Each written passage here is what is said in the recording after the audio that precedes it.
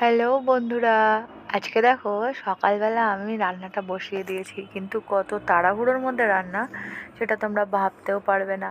মানে আমার ছোট মেয়ে ঘুমিয়ে রয়েছে, যদি কোনো সময় উঠে যায় তাহলেই আমার কাজ হয়ে গেল।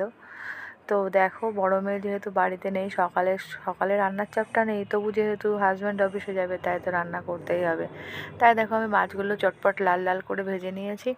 আর কড়াইতে যে ঝোলটা ফুটতে দেখলে, সেই ঝোলটা কিন্তু ধনেপাতা দিয়ে হবে। তাই দেখো ধনেপাতাটাও আমি একটু পরিষ্কার জলে আগে ধুয়ে তারপরে আবার একটু জলে ভিজিয়ে রেখেছি। আর এদিকে বাটিতে যেটা দেখতে পাচ্ছ, এটা হচ্ছে পোস্ত বাটা। যেহেতু মশলা খাওয়া বারণ আছে, তাই আজকে মাছের ঝোলটা শুধু ধনেপাতা দিয়ে, কালো জিরে ফোড়ন দিয়ে, এইগুলো দিয়েই করব।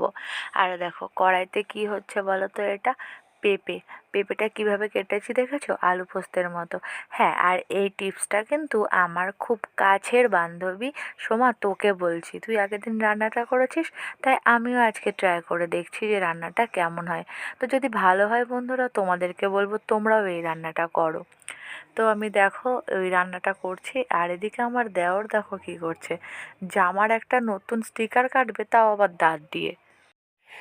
অ্যাটলিস্ট দেওরের ভাতটা বেড়ে আর ছোট মেয়েকে দোলনায় শুয়ে তাড়াতাড়ি করে দেওয়া, জানলাম যে বাসন মাজতে দেরি হয়ে যাবে, তাই পাতাতেই আমি আমার ভাতটা বেড়ে নিলাম।